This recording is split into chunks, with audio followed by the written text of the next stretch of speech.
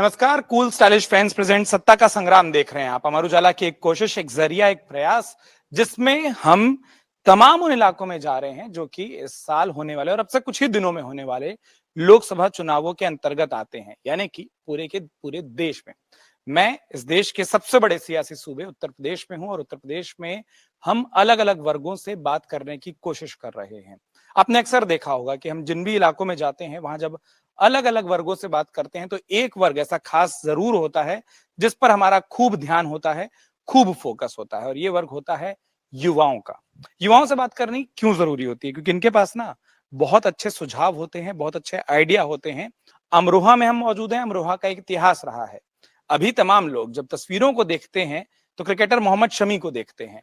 इससे पहले भी जब हम बात करते हैं तो क्रिकेट में ही एक और नाम था चेतन चौहान का, जो इस अमरोहा की धरती से ही होकर बाहर निकले और हमने देश में उनके खूब नाम और प्रसिद्धि को देखा। इसलिए हमको लगा कि सरकार खिलाड़ियों के लिए कौन सा काम करे जिससे वो जो आप मेडल लाना चाहते हो ना वो आसान हो जाए। कोई भी सरकार आए या तो केस दे दे, या ये रेसर है कुछ लड़के हमारे, उसमें क्या कहते हैं सिंथेटिक भी नहीं है, उससे हमारे काफी दिक्कत होती है। तो बस यही मैं कहना चाहूंगा, सरकार कोई भी आए हमें फैसिलिटीज दे। वो जो कच्चे ट्रैक हैं वो सिंथेटिक ट्रैक में बदलें, क्योंकि जहां पर रेस करने जाते हैं उसके काबिल तो बन पाए, जैसे उस रेस की एक आदत हो पाए। दो लोगों को सुना, अपना नाम बताना, अपना खेल बताना पहले। सर मेरा नाम अभित तोमर है, मैं रेसर हूँ। और सर भाई यही है कि सरकार कोई भी आए बस फैसिलिटी दे। एक रेसर के तौर पर कौन सी फैसिलिटी चाहते हो? जैसे इन्होंने बहुत अच्छी बात की, उन्होंने कहा मुझे केज चाहिए कि ये यहाँ आसपास पूरे मंडल में, और उन्होंने कहा भी वो कमी भी बताई।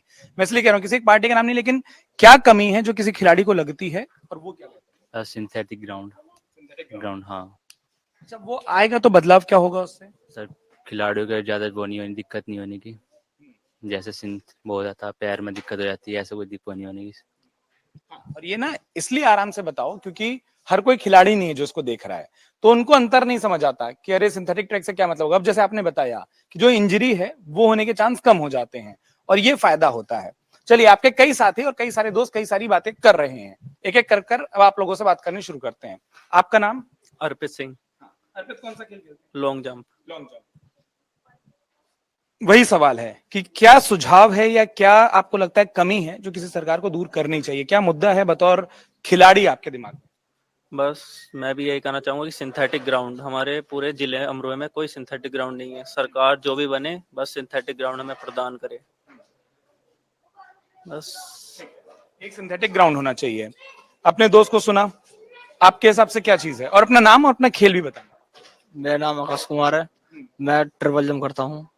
और बस सिंथेटिक ग्राउंड की व्यवस्था हो जाए तो अच्छी बात है, और इंजरी ना हो इसके लिए सिंथेटिक ग्राउंड जरूरी है। अच्छा, अब आपके कई साथी ऐसे हैं जिनको आपको लगता है आपने कभी आसपास देखा हो किसी साथी को कि किसी इंजरी के कारण उसका खेल खराब हुआ हो, ऐसी दिक्कत देखी है? भाई है मेरा, इसके हो गई इंजरी, उसकी वजह से। ये वाला बताना क्या हुआ था? मसल खिंच गई थी ये ग्राउंड की वजह से।